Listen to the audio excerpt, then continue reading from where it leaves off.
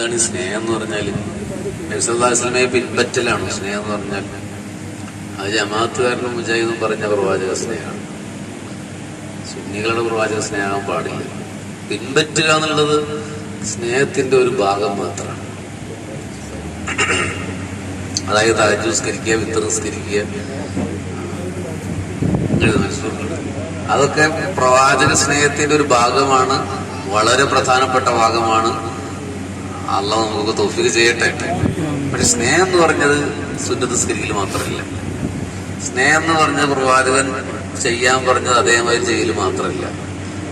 അത് സ്നേഹത്തിന്റെ പ്രധാന ഘടകമാണ്. ഒട്ടും അതിന് പ്രാധാന്യം കൊടുക്കുന്നില്ല. പക്ഷെ അത് മാത്രമാണ് സ്നേഹം എന്ന് പറഞ്ഞാൽ കുഴപ്പമാകും.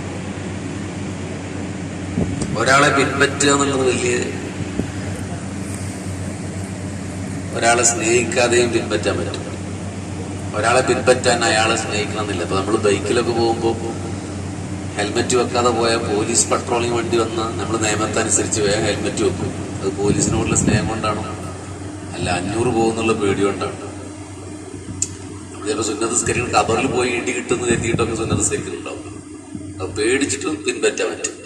സ്നേഹം എന്ന് പറയുന്നത് വേറെ ഒന്നാണ്. അത് സഹാബത്തിന്റെ ജീവിതത്തിലും ആമിനു കമാ ആമനന്നാസ്, അന്നാസ് വിശ്വസിച്ചതുപോലെ വിശ്വസിക്കണം നബിയെ. അന്നാസിനെ കുറിച്ച് പറയും സഹാബ, അത് സഹാബത്താണ്. സഹാബത്തിന് നബി സല്ലല്ലാഹു അലൈഹി വസല്ലമയെ എങ്ങനെയാണ് സ്നേഹിച്ചത്? അങ്ങനെ ഒരു അവസ്ഥയിലേക്ക് എത്താൻ അല്ലാഹു നമുക്ക് തൗഫീഖ് നൽകട്ടെ. അതുകൊണ്ടാണ് ഞാൻ നബിയെ സ്നേഹിച്ചിട്ടില്ല എന്ന് പറയാൻ കാരണം. ഇത് ഭയങ്കര പ്രശ്നമുള്ളൊരു വിഷയമാണ്. അങ്ങനെ പ്രസംഗിച്ച് തീർക്കാൻ പറ്റുന്ന ഒന്നല്ല. എല്ലാ നബിദിനത്തിനും ഉസ്താദ്മാരും എന്താണ്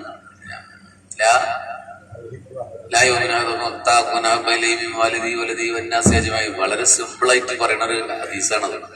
മാതാപിതാക്കളെക്കാട്ടിലും മക്കളെക്കാട്ടിലും ഒക്കെ നബിയെ സ്നേഹിക്കണം, അല്ലെങ്കിൽ മുമ്പിനാവൂല.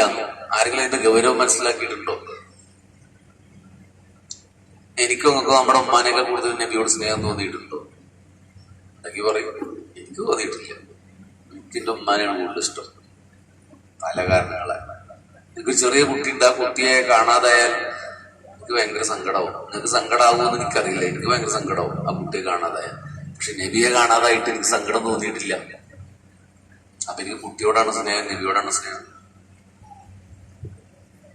നബി സല്ലല്ലാഹു അലൈഹി വസല്ലമയെ കാണണമെന്ന് നിങ്ങൾ ആഗ്രഹിച്ചിട്ടില്ലേ? നിങ്ങൾ സ്നേഹിക്കുന്ന ആളാണ് നമ്മൾ കൈ വെക്കുകയല്ലോ. അല്ല, ആന്ന് പറഞ്ഞത് എല്ലാവർക്കും നബിയെ കാണണമെന്ന് ആഗ്രഹമുണ്ടോ? ഇപ്പൊ ഏതൊരു ഉസ്താദൻ പ്രസംഗിക്കുമ്പോ പടച്ചോനെ നബിയെ കാണാൻ തൗഫീഖ് നൽകണേ, ആമീൻ പറയാത്തത് എന്നാ തൗഫീഖ് നൽകണ്ട. അപ്പൊ ആമീൻ എല്ലാരും പറയും.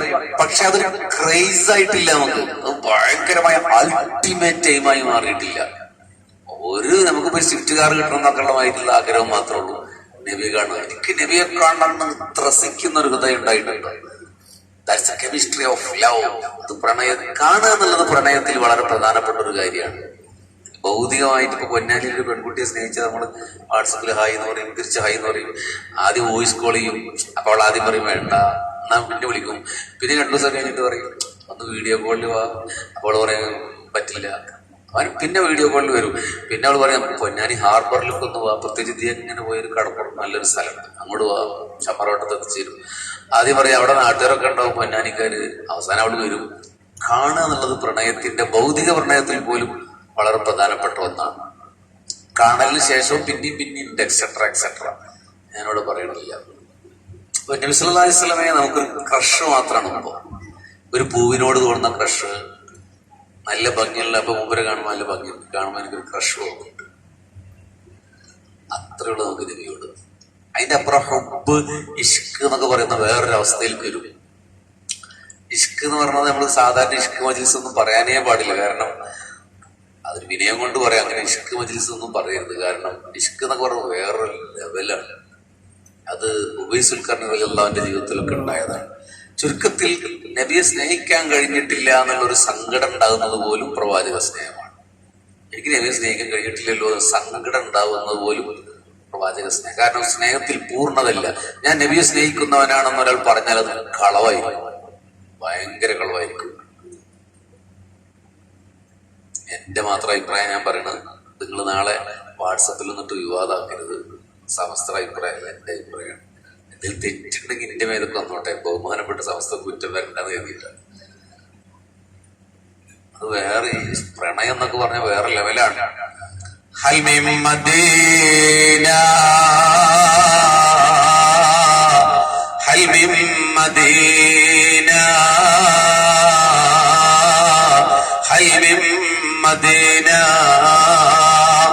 ഖറനിലെ അങ്ങാടിയിൽ, ഒട്ടകച്ചാണകം മണക്കുന്ന അങ്ങാടിയിൽ ഉവൈസുൽ ഖറനി റളിയല്ലാഹു അൻഹു വിവിധ രാജ്യങ്ങളിൽ നിന്നെത്തിയ കച്ചവടക്കാരോട് ചോദിക്കും, ഹൽമിൻ മദീന, മദീനയിൽ നിന്ന് ആരെങ്കിലും ഉണ്ടോ ഇവിടെ? ഷാമിൽ നിന്ന്, ദമാസ്കസിൽ നിന്ന്, മിസ്റിൽ നിന്നൊക്കെ കച്ചവട സംഘങ്ങൾ അവിടെ എത്തിച്ചേർന്നിട്ടുണ്ട്.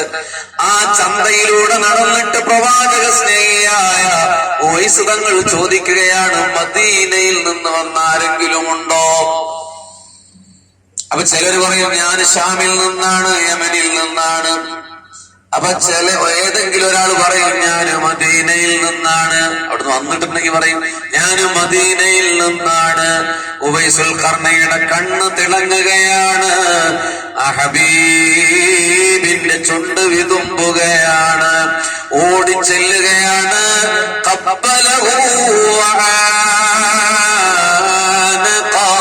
കെട്ടിപ്പിടിച്ചു ചുംബിക്കുകയാണ്.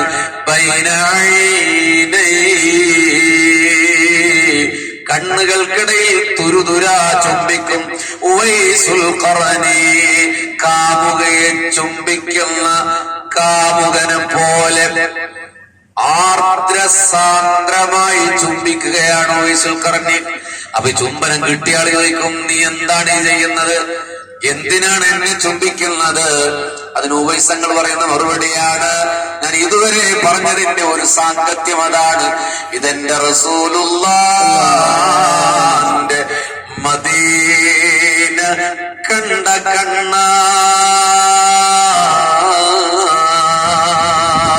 ഇതെന്റെ റസൂലുള്ളാഹിന്റെ മദീന കണ്ട കണ്ണ. മാഷാ അല്ലാഹ്, നിങ്ങളൊന്ന് ആലോചിച്ചോക്കണി. റസൂലിനെ കണ്ട ഒരാളെയല്ല ചുംബിക്കുന്നത്, റസൂലുള്ളാഹിന്റെ പട്ടണമായ മദീന നഗരത്തെ കണ്ട ഒരാളെ ചുംബിക്കുകയാണ് Uwaisul Qarani. That's a chemistry of love. അതാണ് പ്രണയം. നിങ്ങൾ മദീനത്ത് പോയിട്ടില്ലേ? എന്തെങ്കിലും തോന്നിയിട്ടുണ്ടോ നമുക്ക് മദീന കണ്ടിട്ട്? നമ്മൾ എത്രയോ പ്രസംഗത്തിൽ മുഹമ്മദ് സല്ലല്ലാഹു അലൈഹി വസല്ലം മദീന എന്നൊക്കെ കേൾക്കില്ലേ? ഇപ്പൊ നമ്മുടെ മൻസൂറൊക്കെ വളരെ ആർദ്രമായി പാടുന്ന ഒരാളാണ്. അത് കേൾക്കുമ്പോ നല്ലത്, ഭയങ്കരമായ ഇഷ്ക് വരുന്നവരുണ്ടാകാം. പക്ഷെ പൊതുവിൽ പറഞ്ഞാൽ നമുക്ക് മദീനയെ കുറിച്ച് പറയുമ്പോൾ എന്തെങ്കിലും വികാരം വരുന്നുണ്ടോ? ഒന്നും വരില്ല. നമ്മൾ പറയണം, ഞാൻ പ്രവാചക സ്നേഹിയാണ്. മദീന കണ്ട ഒരാളെ ചുംബിക്കണമെങ്കിൽ അയാൾക്ക് വിരാന്ത കണ്ടേ? മനസ്സിലായില്ല. ഈ പൊന്നാനിയിൽ എത്ര ആൾക്കാർ മൂപ്പരെപ്പോഴും അന്യറയുമാണ് ആളാണ്. അങ്ങനെ മൂപ്പര് ആരെങ്കിലും ചുംബിച്ചിട്ടുണ്ടോ? ആരും ചുംബിച്ചിട്ടില്ല. അങ്ങനെ ചുംബിക്കണമെന്ന് കിതാബിലൊന്നും ഇല്ല കേട്ടോ. ചില ഇഷ്കൊന്നും കിതാബിൽ ഉണ്ടായിക്കൊള്ളണമെന്നില്ല. ചുംബിച്ചിട്ടുണ്ടോ? അപ്പൊ നമ്മുടെ മനസ്സിൽ മദീന എന്നൊക്കെ പറഞ്ഞത് ഈ ന്യൂയോർക്ക് എന്നൊക്കെ പറഞ്ഞ മാതിരി ഞാൻ ഒതുവില്ല, അത്രേ ഉള്ളൂ. അവിടെ പോയി കണ്ടാലും അത്രേ ഉള്ളൂ. ഉവൈസുൽക്കാരൻ വലിയ മനസ്സിൽ അങ്ങനെയല്ല. എന്റെ നബിയുടെ നാട്ടിൽ നിന്ന് വന്ന ഒരാളെ ചുംബിക്കണമെങ്കിൽ അത് ബഷീറിന് വാക്കുകളെ കൊണ്ട് വിശദീകരിക്കാനാവാത്ത അവാച്യമായ അനുഭൂതിയുടെ ആകാശം തൊടുന്ന ഒരു മുഹൂർത്തമാണ് പ്രണയം. That's A love. ആമിനു കമാ ആമന അന്നാസ്. അന്നാസ് നബിയെ കണ്ടതുമാതിരി കാണണം. മുഹമ്മദ് നബി ഒരു നേതാവൊന്നുമില്ല. നേതാവിനെ പിൻപറ്റ ഇവിടെ കുറെ പൊളിറ്റിക്കൽ നേതാക്കന്മാരില്ലേ, നേതാവിനെ പിൻപറ്റണം. നബി സല്ലല്ലാഹു അലൈഹി വസല്ലം അള്ളാന്റെ നൂറാണ്. അത് ഭയങ്കര സംഭവമാണ്.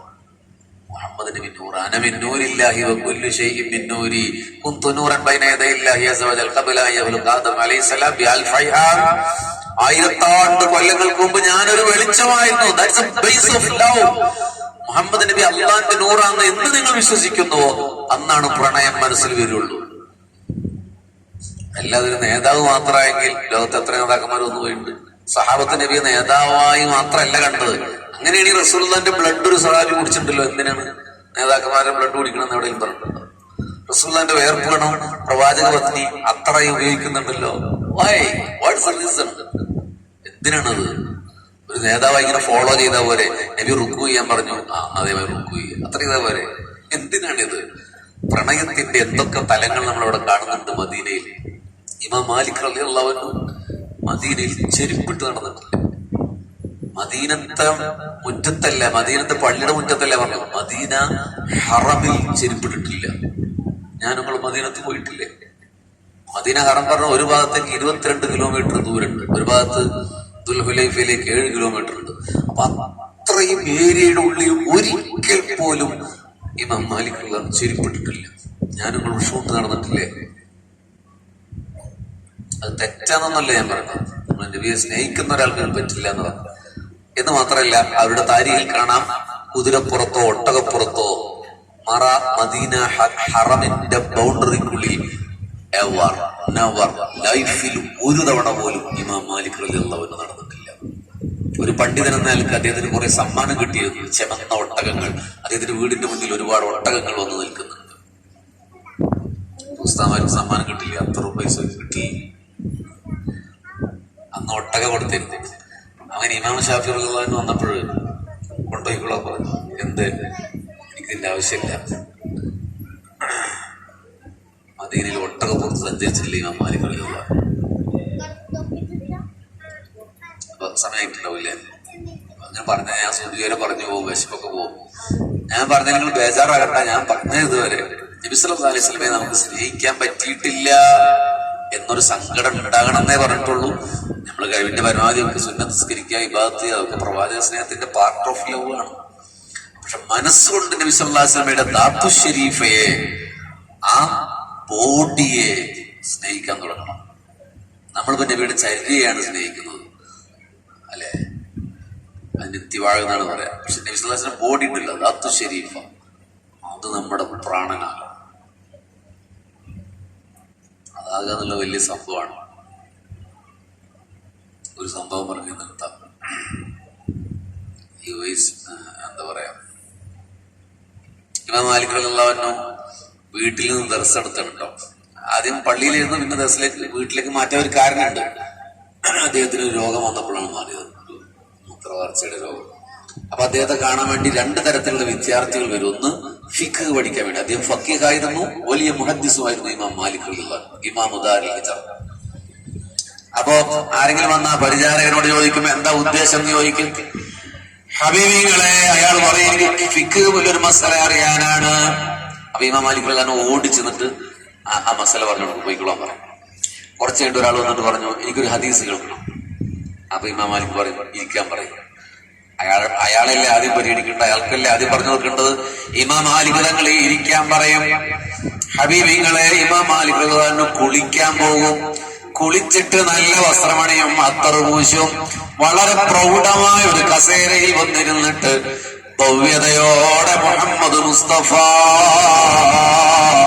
സല്ലല്ലാഹു അലൈഹി വസല്ലമയെ പറയും, ഹദീസ് പറയും. അതിൽ അത്ഭുതമില്ല, നമുക്കൊക്കെ ഫോളോ ചെയ്യാൻ പറ്റുന്ന ഒരു മസലയാണുള്ളത്.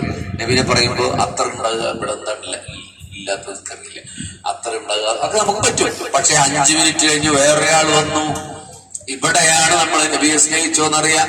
ഇമാം മാലിക് തങ്ങളുടെ വീട്ടിലേക്ക് ഒരു 10 മിനിറ്റ് കഴിഞ്ഞ് ഒരാൾ വന്നു. അയാൾ പറയണം എനിക്കൊരു ഹദീസ് കേൾക്കണം.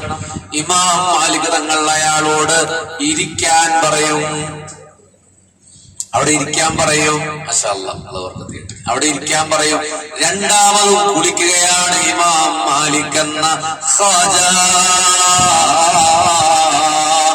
10 മിനിറ്റിനുള്ളിൽ രണ്ടാമതും കുളിക്കും. പിന്നെ വസ്ത്രണിയും, പിന്നെ അത്ര ഊശുണ്ടാക്കും. എന്നിട്ടേ ഹദീസ് പറയുകയുള്ളൂ ഇമാം മാലിക്. ഒരു അരമണിക്കൂർ കഴിഞ്ഞ് 3-മതൊരാൾ വന്നു. അപ്പോഴും ഇമാം മാലിക് കുളിക്കും. ഇനി നിങ്ങൾ പറയും നമ്മൾ നബിയെ സ്നേഹിച്ചിട്ടുണ്ടോ? ശരിക്കും ഞാനിപ്പോ നബിയെ പറഞ്ഞിട്ട് ഇന്ന് കുളിച്ചിട്ടുണ്ടോ എന്ന് പോലും സംശയം. അപ്പൊ നബി സല്ലല്ലാഹു അലൈഹി വസല്ലമയെ സ്നേഹിക്കാൻ കഴിഞ്ഞിട്ടില്ല എന്നുള്ളത് പോലും ചിന്തിക്കുന്നത് പോലും പ്രവാചക സ്നേഹമാണെന്ന് പറഞ്ഞ് ഞാൻ നിർത്തുന്നു. നമ്മുടെ മൻസൂറിന്റെ ഒരു പാട്ടിലുണ്ടായി ഭയങ്കര രസമായിരുന്നു.